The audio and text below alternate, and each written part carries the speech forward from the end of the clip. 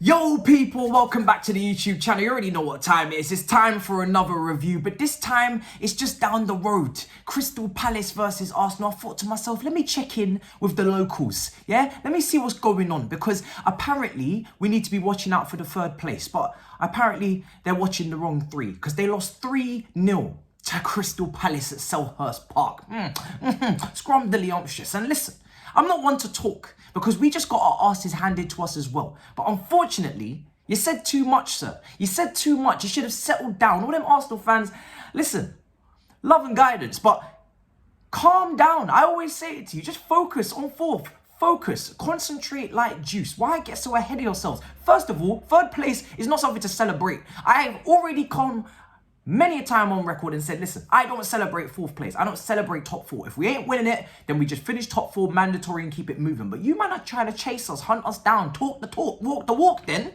What's all this? What's all these performances? What's with this? What's this result? This result is crazy, especially when you have Tottenham coming up. You got Arsenal to play at Stamford Bridge. My team, long day. That's all I'm saying. It's a long day. This performance was a little bit shaky. I can't lie. It was a bit shaky from start to finish. You man were getting your asses handed to you, okay? There was no cheerleaders, no pom-poms, but yet you're still out here holding corn. It's long. It's mad. I can only say from a Chelsea perspective, it's good to see Gurhey and Gallagher taking care of business, okay? It's lovely to see. The Cobham boys have risen. They have decided to fight back on our behalf, and I enjoy that and I cherish that. Thank you very much, gentlemen.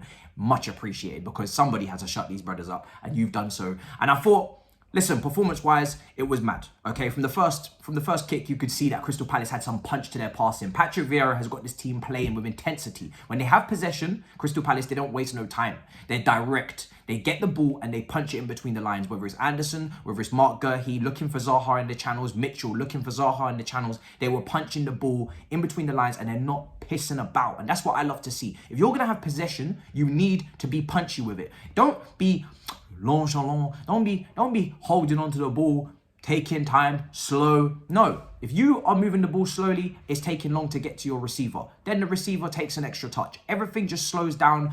The defensive shape is able to get organised. Arsenal are able to restructure. They wasn't able to do that in that first half.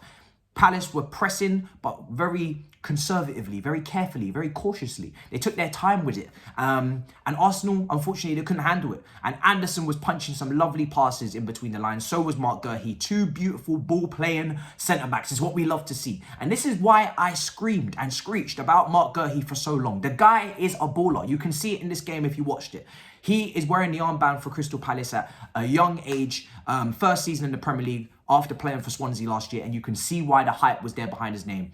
Plays with both feet, very, very commanding, very, very assertive, good leadership skills he's showcasing here under Patrick Vieira, and he's going to go from strength to strength. Chelsea got that matching fee clause. Listen, it could be better. It could have been a buyback, but I would love and hope and wish that one day we exercise that clause, because if we can ever have this brother back alongside Tomori and Levi Colwell as well, just the Cobham collective at the back, woo, we're going to be smoking. And I'm not talking about trees. So I'm looking forward to it. I'm looking forward to seeing this brother continue to develop. He's looking very good. So is Gallagher as well. I thought Gallagher today was industrial. He is very often industrial. And that's why Tuchel likes him. A lot of people talk about when Kante potentially his legs continue to go, we're going to need someone to replace a little bit of what Kante brought. And listen, he's nothing like Kante. I'm not even here to make that comparison. Kante is a world-class, incredible footballer. But if you're talking about legs and energy in the midfield and getting to people and pressing in that counter-pressing system and interceptions and tackles and getting involved and also bring some goals to his game, he will help replace some of Kante's mobility in times when Kante is rested, maybe next season. So it's good to see Gallagher have a mature performance. It wasn't lighting up the stars. It wasn't a goal for Gallagher. But in the second half especially, very industrious, good, in a good defensive shape. Obviously 2-0 up, very comfortable. Now Palace are just sitting off. But the goals that were conceded, let's talk about them, because Anderson gets an assist from a free kick from Gallagher. Lovely ball that was just sweeped into the back post. Anderson gets his noggin on it, heads it across, and my brother, my tata, gets the goal. Do you know what I'm saying? And it's a poor goal for Arsenal to concede. It's a set piece. You had the ball hit a brother's head, like it's bobbling everywhere. You should, at some point, one of the defenders should be dealing with that. Gabriel today was poor. For the second goal, horrendous error from him. Positionally, I don't know what he's thinking. You know, it's a lovely punchy ball from Anderson, of course, you know, but my goodness gracious, my brother. How are you allowing the ball to go past you in that instance? Either you drop off as a centre-back and you look after the man behind you and you try and make sure that you don't allow him to get goal side, or you make it. You have to make it. You cannot afford to dive in and not make it, because now the defence is split wide open. There's a massive gaping hole down the middle, and that's what ends up happening. They end up conceding via that. And I have to say, as I'm talking about this, Arsenal didn't really create any massive opportunities. They did create a couple. You could say, listen, Odegaard should have scored in the second half. His left foot shot just going wide. You know, Nketiah hit the crossbar. Little moments, glimpses of hope, but not much. And the entire front three ended up scoring for Crystal Palace as well, so it's great for them. And obviously with the third goal, Zaha with the penalty, very convincing penalty, very convincing. Lovely little trick move, lovely little bit of skill. Just jockeyed the defender, gave him the little give and go. He was always going to commit the foul. And once he did commit the foul, and he did commit himself, it was an obvious penalty. The referee took a bit too long for my liking to make the decision. I know what he was waiting for. Do you know what I'm saying? But once he came to his senses, he understood quite quickly, yeah, that's a penalty and we'll have to keep it moving immediately. And yeah, it's just a lovely day out. Do you know what I'm saying? It's a lovely day out. I was actually I wasn't too far from Crystal Palace today. Do you know what I'm saying? I was on the train going through Selhurst, little bit of chance here and there, little bit of the red and blue army. What the Eagles? The Eagles, yes, the Eagles. Them brothers were out here flocking, flying, enjoying life, and they were excited. Do you know what I'm saying? And this game for me, I was always intrigued to see how it would go, because it's Patrick Vieira, an up-and-coming, talented manager who deserves a lot of credit for his first season in the Premier League, up against another young manager in Arteta, who's had quite a lot of criticism, and rightly so, over the last couple of years with the 8th place finishes. But this season is looking a lot stronger and stable. But listen, one man looking to replace another. I'm just saying, you need to be careful, Arteta, because that brother's looking at your job.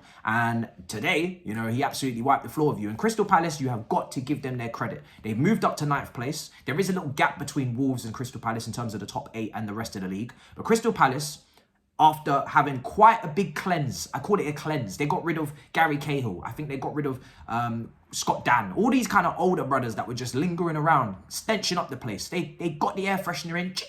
Do you know what I'm saying? Hold on, where's the spray?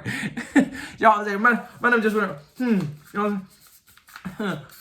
Do you know what I'm saying? Man just cleared out the toxins out of the room, brought in the young, good vibe, do you know what I'm saying? Good, fresh vibe. Them brothers brought in the sauce they brought in with Gurhey, Anderson, Alicia. They brought Gallagher on loan. You know, you got Ezzy back from injury. Bruh, just beautiful. Absolute Edward from Celtic. Just tidy signings. They're looking good. Mitchell at left back just got in the England squad. Congratulations to him. Very tidy, very neat and tidy signings. And to put all that together, a lot of young players, like I mentioned, and actually be where they are in a very stable, comfortable position. Not flirting with the relegation zone. Not even looking to chat up the relegation zone. They have completely dismissed and said, listen, not today. And just walk past. And that is a beautiful thing to be able to do at this stage of the season for Patrick Vieira. And in terms of Arsenal, well, listen, like I said at the start of the video, you were chirping, you were chatting, Patty, as much as you possibly could, talking about 3rd place. I have told you, and I will say it again, focus, concentrate like juice on top 4. You don't need to talk to us. Like I said, 3rd is not an achievement. It's not something to be celebrated. Maybe it is for you, maybe around here, around this hemisphere where we talk, we don't celebrate 3rd. It's not an achievement. It's not a trophy. This is not the playoffs in the championship. This is not an opportunity where maybe you 3rd place plays 6th and then no, there is nothing to celebrate. Just get top 4 and you're literally in the Champions League. That's how it works. You don't need to worry about what position you lost in to the league title. I always say look at the points. Look at the points, look at the gap to the top, then you can measure your season. But if you're celebrating 3rd, listen, all hope is lost. And anyway, it's not important now because you're not in the top 4 anymore. You're 5th behind Tottenham, your nearest and dearest rivals, level on points. And you've obviously still got a game in hand. But listen, like I said, you got to go to Stamford Bridge. You've got to go to White Hart Lane. We'll see what happens. But, you know, this is why you don't count your chickens too early. You sometimes just need to... what was I going to say? Maybe defeather them. Defeather your chickens. Cook them. Let the chicken cook thoroughly through the chicken, yeah? Then marinate everything. You haven't prepared, Arsenal. All you've done is just you've counted your chickens too early. You've just done too much. I had some sort of big like some sort of imagery I was trying to work up there, but it didn't quite work out. I'll save it for next time. But the main point of this video is just to say, Cobham speaks volumes, okay? Cobham always rises to the top instead of cream. And, see, that was good. And like I said, that was fucking good. You keep that and you don't steal that, because I know that's on I'm gonna tweet that, because I know some of you are gonna steal that. But yeah, wow. I'm so proud. I'm so proud of the Cobham boys. Crystal Palace, it's good to see. You know, like I said, it's like West Ham. It's like Brentford. I ain't really got no beef with you, man. I'm just happy for you. You know, you're only just down the road doing your thing. You ain't really disturbing me, not disturbing my peace. I'm good. So it's just nice to see Arsenal humbled. Like I said, you guys are all nice. You mean well, but sometimes you just take it too far. And that's what you do so often, you know? And I have to make a very, very clear note of this, because you were poor today. I thought the defense, you know, the ball playing ability at the back, you got caught a couple times. The midfield today for Arsenal, Thomas Partey, you gave the ball away quite a bit, sir, today. I'm not going to lie. Thomas Partey was just distributing the ball to Crystal Palace players for fun. Everybody in the midfield was very lackadaisical daisy. You know, Lacazette, when he's dropping deep, just giving the ball away for fun in that first half. Just a lot of transitions, a lot of poor giveaways. Not great in the midfield today for Arsenal. Whoever is operating in that central zone, you need to check yourself, because it was a little bit disturbing. And yeah, just too many giveaways for my liking. So, speaking of giveaways, nah, don't even think about it. Smash up the icons. you thought. No. But soon, because obviously the fantasy league that I'm no longer participating in, because I cannot remember for the life of me to pick my team. Whoever wins that, though, there will be a giveaway at the end of the season. Smash up the icons. Let me know what you thought of the performances in the comments down below from the Cobham boys and from the Arsenal brothers as well. The Gooners, as they say. And yeah, I'm about to go and enjoy Clem de la Clem. I'm enjoying my day. Do you know what I'm saying? I'm gonna go enjoy, watch the highlights of this match thoroughly, and look forward to Big Six tomorrow at 2 o'clock. Listen, I'm not gonna lie, I'm shameless. We have lost 4-1, but it's just I'll be able to deflect, and that's what I plan on doing. Just so you're aware, I will be deflecting everything onto everybody else tomorrow. In a bit, people. Peace.